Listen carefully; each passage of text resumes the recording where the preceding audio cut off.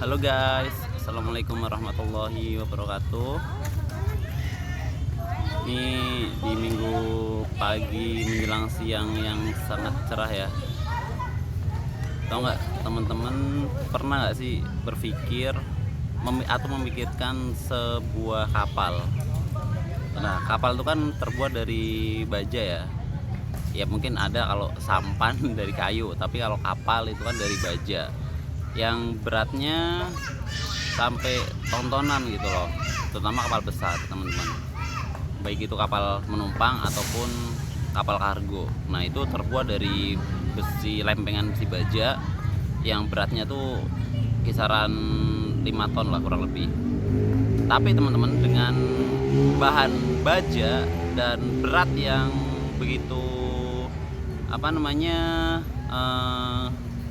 begitu berat lah ya, masa yang begitu berat maksudnya, itu tidak membuat sebuah kapal jadi tenggelam teman-teman, ya kan?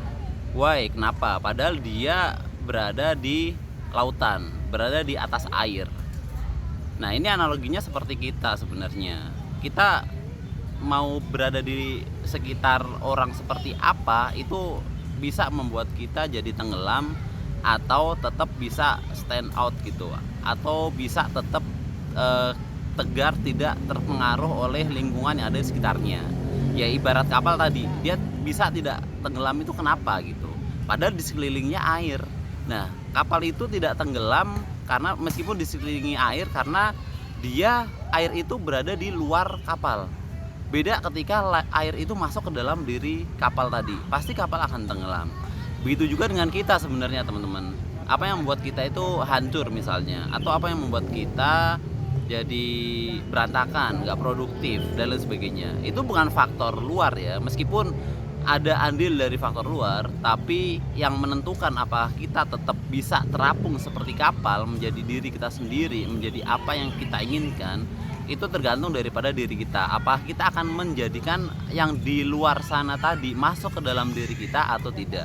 Sama seperti air, ketika air kemudian tidak masuk ke dalam diri si kapal, maka kapal bisa dipastikan tidak tenggelam teman-teman. Beda ketika air itu masuk ke dalam kapal. Misalnya kapal itu dilubangi, terus airnya masuk, maka pasti kapal itu akan tenggelam. Atau nggak dilubangi, tapi misalnya airnya tuh benar-benar memenuhi si kapal tadi, ya udah tenggelam, dia karam. Nah begitu juga dengan kita. Nah artinya apa? Bahwa poin penting dan pembelajaran yang ingin saya sharing ke teman-teman adalah bahwa seperti apapun kondisi di luar diri kita, di lingkungan kita, itu tergantung kita apa kita akan ikut hanyut atau kemudian kita akan tetap berdiri sebagai jati diri kita untuk menuju apapun yang kita inginkan. Nah analoginya juga sama sebenarnya dengan seekor ikan. Ikan itu dia hidup di lautan, ini khusus ikan air asin ya, atau ikan yang ada di laut. Dia hidup di laut yang airnya itu asin. Sepanjang hidupnya dia berenang di air yang asin. Tapi teman-teman kalau ngambil ikan atau beli ikan laut yang masih segar, itu kalau dimasak tanpa pakai garam, asin nggak kira-kira?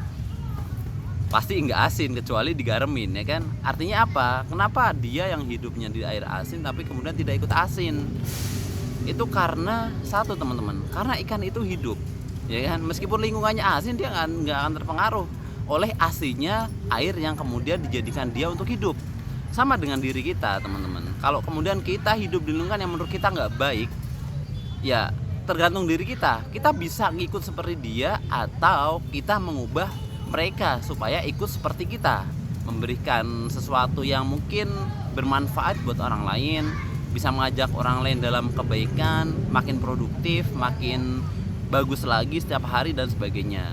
Nah kuncinya adalah kenapa ikan tadi kemudian tidak asin, karena ikan itu hidup teman-teman. Coba kalau ikan itu mati terus direndam di air asin, atau kita ambil ikan sudah mati beberapa hari di laut, pasti asin sekali itu. Makanya ada istilah ikan asin. Ikan asin itu bisa jadi asin setelah dia mati dan dikasih garam, ya kan? Kalau dia masih hidup dikasih air garam, berenang di laut, ya diambil masih segar, dia nggak akan asin. Sama dengan kita.